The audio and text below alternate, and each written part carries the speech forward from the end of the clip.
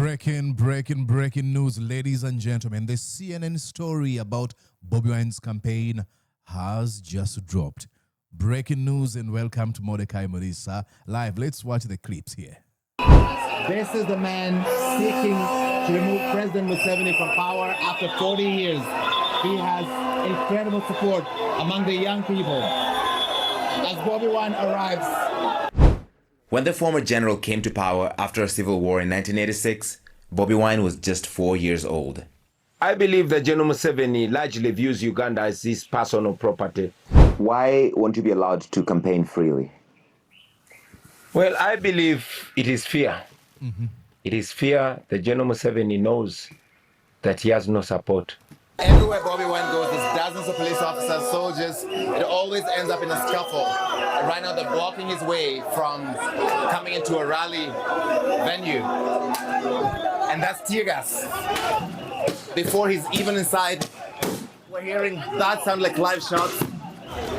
Teargas in every direction. Bobi Wine called this election war because he says so many of his party members have been arrested. You see the violence they face. You're watching Mordecai Morisa Live political commentary.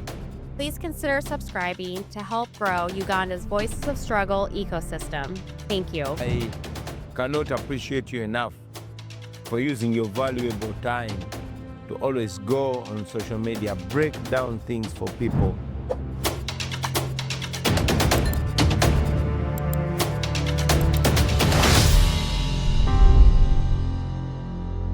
And yes, indeed, presenting to you from these United States of the America. Good morning, good afternoon, and good evening from wherever you're watching me. My name is Mordecai Morisa, and you're welcome to Mordecai Morisa Live. Exactly. I just found out just a few days ago that I've got a few people who watch me from so many countries in Africa. I've seen folks from Kenya, so many people from Ghana.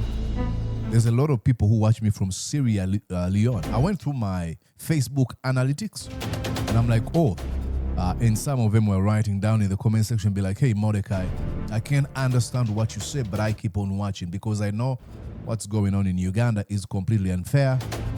Injustice is targeting one political candidate, and that is Bobi Wine's camp and his supporters. Unbelievable. So thank you so much, guys, who are watching me from all over Africa. This is Mordecai Morisa, based in these USA, and presenting you about the events in my country, especially politics and current affairs, as we witness the fall, the crumbling end of the Museveni regime.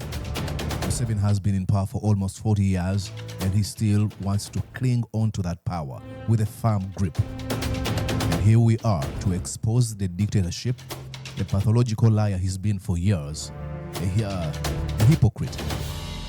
Okay, so that's what we're going to be exposing. Now, tonight, ladies and gentlemen, we're going to be looking at an interview that was that Bobi Wine had with CNN.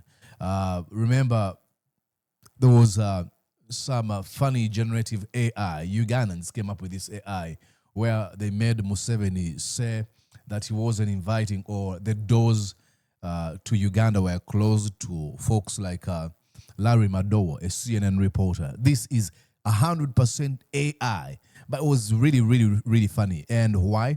That came as a result of the report that was covered by Larry Madowo regarding the events that happened in Tanzania before, during, and after the election, where he exposed the ruthlessness, the cruelty, the grotesque methods used by Samia Suluhu, the president of Tanzania, to keep herself in power. Over 700 people were murdered. Now, that's some sort of an official number. We've heard that over 3,000 people were killed. So after they were exposed to the world, Samia Suluhu, Ugandans came up with this where Museveni was saying, we don't want to see you in Uganda. Larry Madowo, stay away. Look at this, then we'll go to the interview. Those international media sometimes are inciting, especially when African countries are having elections. Next year we will be having general elections here in Uganda. Please tell people like Larry Madowo not to step their feet here. I saw what you did in Tanzania, but I don't want to see you here in Uganda. You will see fire. Like I said, that's 100% AI. Now, let's go to the words of Larry Madowo. This is an official story that has been covered. This is CNN. Breaking news. Breaking news. I should say this. CNN was tear-gassed while they were covering the events in Uganda. Look here. This is the man seeking to remove President Museveni from power after 40 years. He has incredible support among the young people. As Bobi Wine arrives, so goes the crowd. There is nothing like it.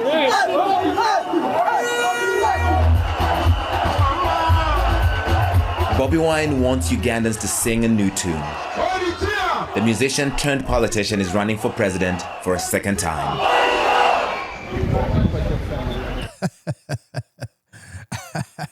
Okay, is this intentional?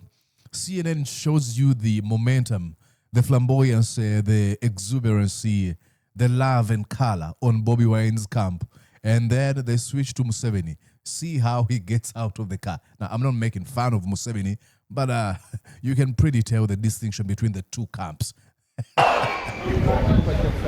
Nearly twice his age, President Yoweri Museveni is also Look at how he waves. Lord, why are you still wanting Museveni? running for a 7th term. When the former general came to power after a civil war in 1986, Bobi Wine was just 4 years old. I believe that General Museveni largely views Uganda as his personal property, as his family property, and he views us as slaves. 100%. Don't take my word for it. I'll switch here. Let's come back to that interview. Let me show you when Museveni was asked about if he really thinks about Uganda, if he really thinks about handing over power, isn't it too much? What did he have to say? Listen to what he told. This is Kenya's Jeff Koinange. Okay, so you give yourself a benchmark, 10 years. Yeah, that would be a different story. But if we think it is achievable, 25 years, I hope it will happen. The other leaders who came, this African community, that would be a different story. But if we think it is achievable, we shall see, but not 30 years. Definitely not 30. No. But do you wake up sometimes and feel, you know what, this is too much for me. This is too much. Don't you feel, this is too much? You don't feel appreciated enough. Don't you feel appreciated enough? It doesn't matter because I'm not working for. I'm working for myself. I'm not. It doesn't matter because I'm working for myself. It's all about him. It's not about Uganda. It's about Yoweri Kaguta Museveni fulfilling his personal selfish interests. Working for other people. I'm working for my grandchildren. He's working for his grandchildren, his children.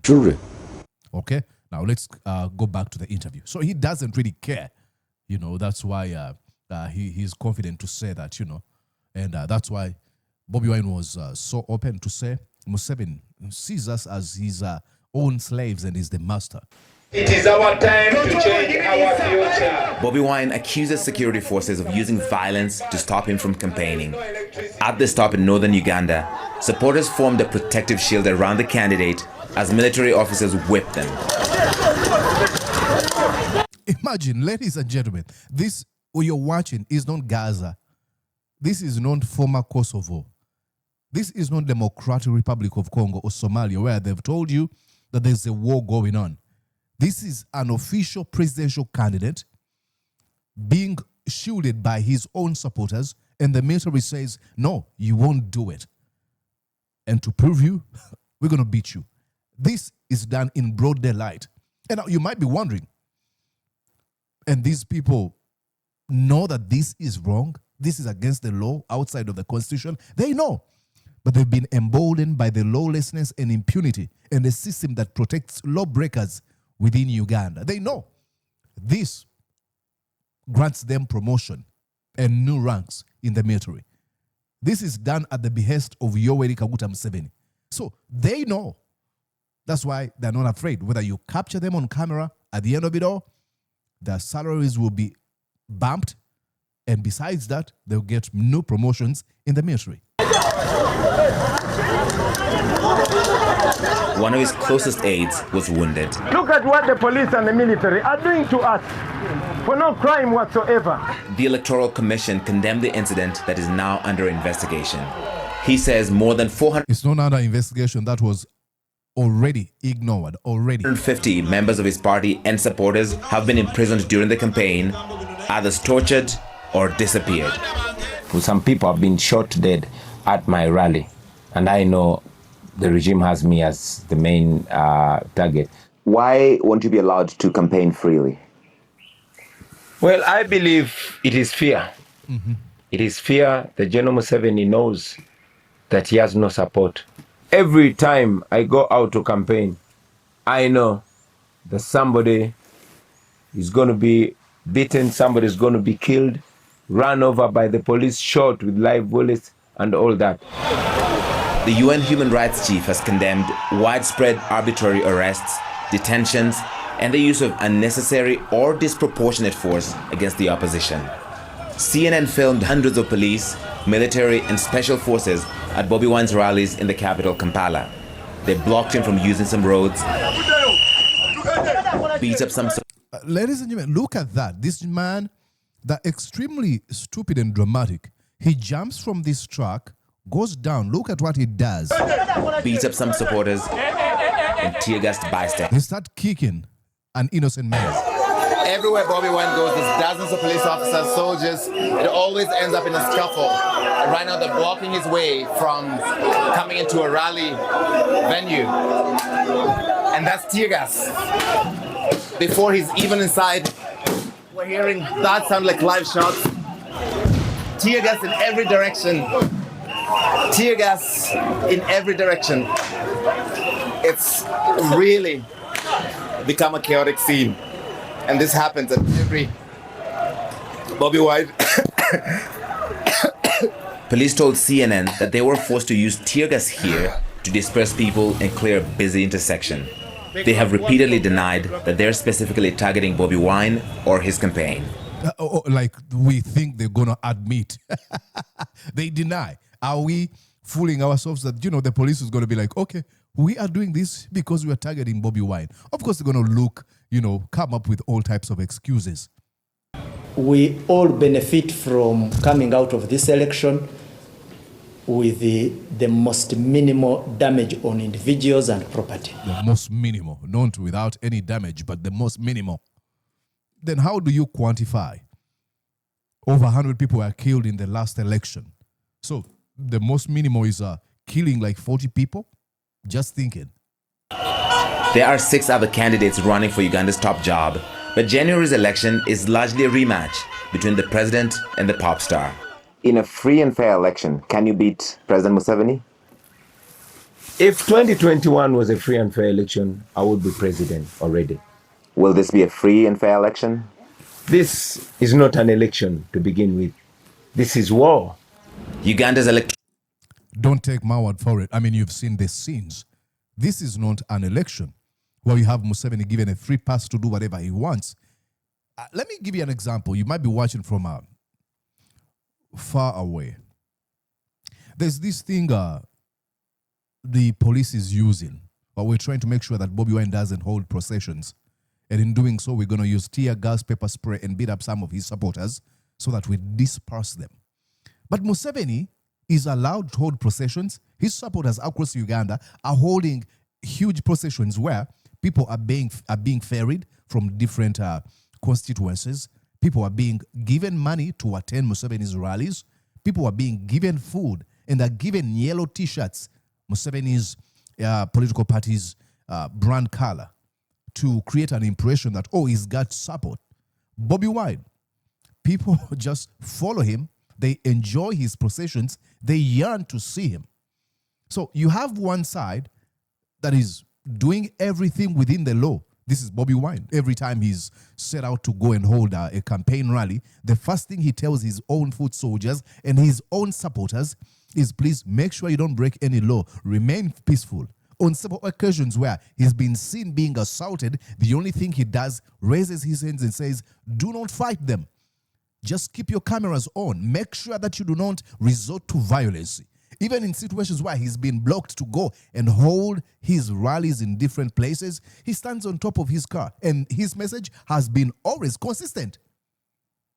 Do not hate these police officers. We know that these men and women in our uniform are good men. And he's created some sort of a slogan. There's no bad soldier, but there are bad commanders. So you have one part, and that is the Museveni part, that is breaking all rules, regulations, and law. And you have a side of Bobi Wine that's not breaking any law, but faces the worst wrath from a criminal regime of Yoweri Museveni. Sickening. Electoral Commission has asked law enforcement agencies to exercise restraint and stick to the law while dealing with candidates. Bobi Wine called this election war because he says so many of his party members have been arrested. You see the violence they face every time they're campaigning. And he calls President Museveni, who's been a civilian leader for 40 years, General Museveni, because he says he rules by the gun. He has captured the country, the military and the police, and they do his bidding. So he does not think that this is a legitimate election in the way that elections are taking place in other parts of the world. And the criticism of Bobi Wine and his supporters that they're violent, that they disrupt businesses. Thank you so much, Larry Madowo. They are valid. We're not just coming up with this. I mean, I'm going to show you a few clips of what we are talking about. That they block roads, and that's why the police use this heavy-handed tactics. They push back on that, and they say, we're just trying to campaign. We want to access the roads and go to the same venues like the opposition, like President Yoweri Museveni, Brian, and they don't always have that chance. Larry, excellent reporting. Thank you for bringing those images to us. Larry Madowo, live for us in Nairobi. Awesome report. Okay. He said that, Bobi Wine thinks or says that this election is not legitimate. Absolutely. Let me give you one scene. Ladies and gentlemen, this was Bobi Wine. He was headed for his campaigning rally. And I'll show you here, there was nothing like breaking the law. And this is the wrath the police unleashed onto Bobi Wine and his supporters.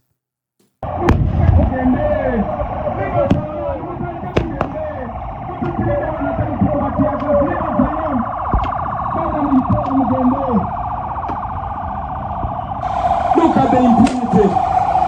And listen to what Bobi Wine says. Look at the impunity. Now, let me tell you, if Bobi Wine really wanted violence, it takes only one statement. And I've been in rooms and I've interviewed him where folks ask him, Bobi Wine, lead us, tell us that what we've got to do is resort to violence. Give us a command. That's what they're asking. But he continues, even in situations like this. The only thing he says, look at the impunity. This is wrong. You are so shameful. The injustice. This is Uganda police doing this. But we shall never give up. See, we shall never give up. Even look at those folks who are running away. The police continues to tear gas them. For what reason? Zero. We shall never give up. We shall be free. Listen, I want you to watch where the tear gas goes. Look here. Why are they doing this? In our country, you can do all that, but it will come to an end. All this will come to an end. We are not committing any crime. Look at all these motorcycles on the ground. Officer, we are fighting for your future. We are fighting to see that your daughter gets good education. We are fighting for democracy. Look what the police is doing. Look what you're doing. This is immoral. This is illegal. This is wrong. This is illegal. This is wrong. This is wrong. This is wrong. This is wrong. You saw that? Then I'll show you another clip. This was yesterday. Just yesterday. Attacking innocent people. Watch.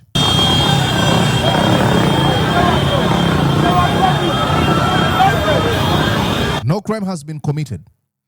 Over 40 police trucks were deployed to follow Bobi Wine wherever he goes. You had over 1,000 security officers from all security agencies following one man and beating up his supporters.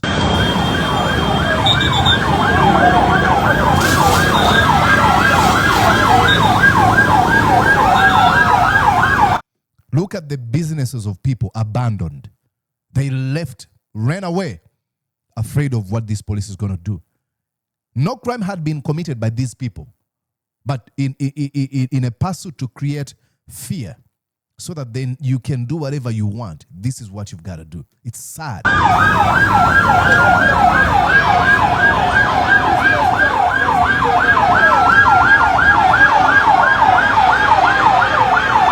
And you have people now cheering on, despite of all this uncoordinated, stupid lawlessness. You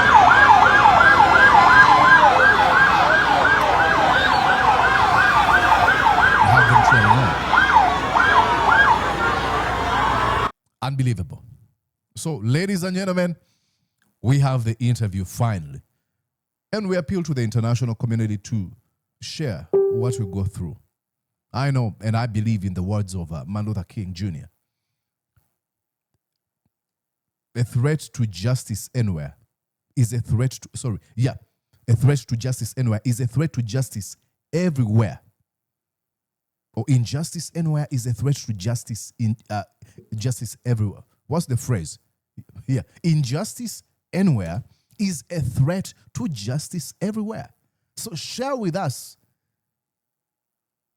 Continue sharing our trials and tribulations to the outside world. Tell them what we're going through. It is unbelievable what we witnessed in Uganda. One man who has ruled our country for almost 40 years, he continues to say that he's the best. As we continue to live in these unbelievable levels of poverty, unbelievable levels of corruption. And you can go on and search on the internet where he said the problem of Uganda is corruption. But you know the irony? He won't go on and arrest folks that steal taxpayers' money. You have his Inspector General of Government. Her name was Betty Kamya, who came out and said, hey, this is my report. This is what I found out.